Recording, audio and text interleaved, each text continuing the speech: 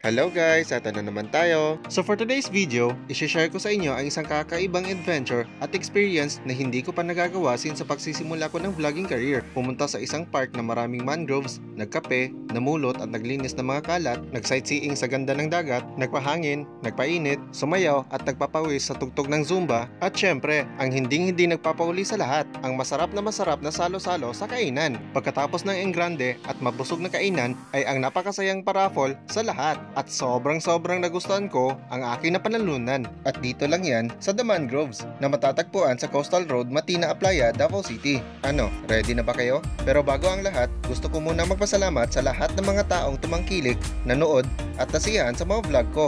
Isang suporta na hindi ko malilimutan at nagbibigay buhay sa ating mga vlog. Thank you so much Kena, El Tumnos TV, Mia Vlogs, Jen Lia, JV Adventure Vlog, Tyrone Black, Say Timars Channel, ako si Ryan, To Learn TV, Archie Vlog, Game Addict 13, at Jeffrey Canillo.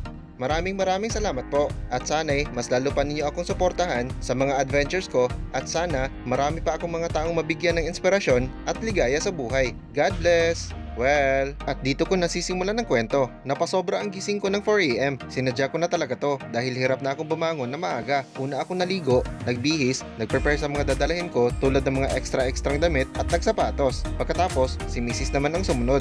Nagantay lang kami sandali at umidlip kaunti habang inaantay ang magsusundo sa amin. Pagkadating ay dumiretso na agad kami sa biyahe. From Turil, diretso na ang biyahe namin papuntang Coastal Road hanggang sa makaabot kami sa destinasyon namin. So far, wala kaming nadaanan na traffic kaya maaga kami nakadating sa venue. Dito sa The Mangroves, isa itong outdoor park along Davao Gulf dahil sa mga nakapalibot na mga mangroves. O diba? Wala pang mga guest pagkadating namin. Kaya dumiretso na agad kami sa registration booth para mag-log. Naghanap na agad kami ng mapapaglagyan ng mga gamit namin. Habang maaga pa ay nag-stroll daw muna kami sandali para ma-observe ang venue. Event nga pala ang pinuntahan namin ngayon na inorganize at facilitated by People's Management Association of the Philippines o PMAP. Isa itong organization locally at national. At isa sa mga member dito ay ang company nila Joy. Kaya maliban kay Joy, kasama pa namin ang ibang mga office mates niya. Pati yung nagsundo sa amin sa bahay. Magkakaroon sila ng isang year-end event for a cause kung saan kasama sa program nila ang social gathering, coastal cleanup drive,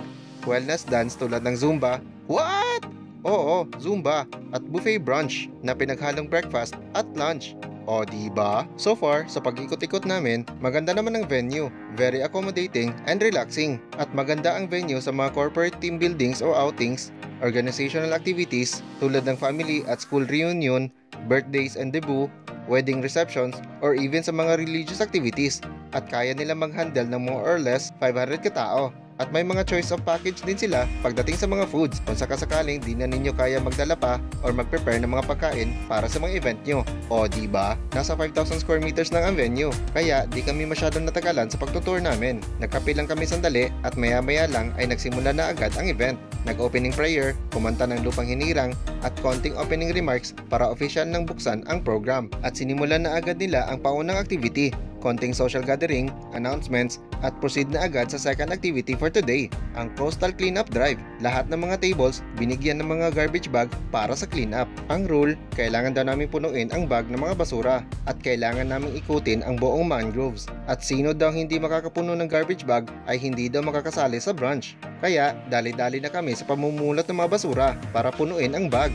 Yun pala, biro lang pala lahat yun. Grabe, ang saklap. Marami kami dito ngayon nakasali sa cleanup drive. So far, nag-enjoy naman kaming lahat. Imagine ninyo, maliban sa mga plastic, wrapper, cellophanes, marami din pala mga napasamang mga damit, shorts, pants, kahit mga underwear ng mga lalaki at babae. Kung sa bagay, may mga nakatira din kasi dito na mga nasa shoreline na talaga ang bahay. Grabe nga, halos nakabuhol-buhol na sila sa mga mangroves. Natapos na din kaming lahat sa pamumulat ng mga basura. At ito na lahat ng mga garbage bag. Pati na sa mga kasamahan namin from different companies. Grabe, para mapupuno na namin ng mga bag ng mga basura ay isang multi-cab na pickup van. Not a bad activity for today.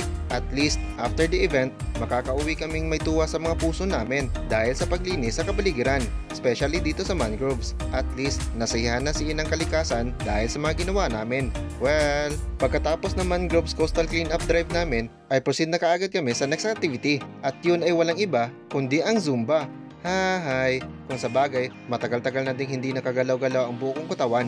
Although, nag-exercise ako, workouts at mga liftings, pero iba pa rin ang mga exercise na napapagalaw mo ang buong mong katawan. O, di ba? So far, nag-enjoy din naman ng lahat sa Zumba. Lahat ng mga guests from different companies, babae man o lalaki, bata o pabata, kahit yung mga nakapants o hindi naka-attire na pang Zumba, ay todong-todo sa paghataw. So far, parang sobrang isang oras na yata kami nagsusumba. Lahat ng mga sumasayaw ay pinagpapawisan. Yung iba nga, naglagay na ng mga tolya sa likod. Finally, nag-stretching and breathing na din kami. At maya-maya pa ay natapos na din ang Zumba session namin. Pawis is real, ika nga. Well, at sa wakas, dumating na din kami sa punto na pinakaantay na ng lahat, ang kainan. Hay, salamat. Pampabalik pats na naman ito. Not bad na din ang mga food sa brunch. May white rice, sinangag, scrambled egg, tocino at luncheon meat para sa breakfast, mixed na pork at chicken adobo, at pinaksyu na isda naman para sa lunch. May fruits din sila na watermelon at pinya, at may mga desserts din sila. At ang iced tea nila, bottomless. Kaya, only sawa ang refill dito. Oh yeah! So far, halos nagustuhan ko ang mga pagkain na hinanda. Kung sa bagay, pampawi pagod na din sa lahat ng mga pinagagawa namin kanina. Sigurado, makakatatlong reload ako nito sa foods at only reload naman para sa iced tea. Wow! Pagkatapos ng kainan, ay proceed na agad kami sa pinakalas na part ng program, ang mga paraffol. Yehey! Kinakabahan ako dito. Malas pa naman ako sa mga paraffol-raffle. Minsan, nakukuha ko dati, mga towel, pamaypay, suklay, salamin, pero ang pinaka-worst sa lahat ay ang pangkulay ng mga kuko. Hindi pa ako married nung nakabunot ako nun. Nako, buti naman at sinuwerte ako ngayon dahil mug ng Starbucks ang nabunot ko. Alright! At isang tumbler naman ang nakuha ni Mrs. Not bad na din. Okay na ako dito kahit hindi namin nakuha ang mga grand raffle. Oh yeah! At dito na nagtatapos ang event for today. So far, nag-enjoy naman ang lahat ng mga pumunta. Kahit napagod sa mga activities, sobrang nabusog at nakabawi naman kami sa mga pagkain. At may mga bit-bit pa kami pa uwi sa bahay. Maraming salamat sa The Mangroves para sa nature refreshing na venue, sa PMAP na nag-organize ng program, at syempre sa wife ko at sa mga kasama niya para sa pag-invite. So paano? Hanggang dito na lang tayo. At see you ulit sa mga next videos ko. And of course, enjoy!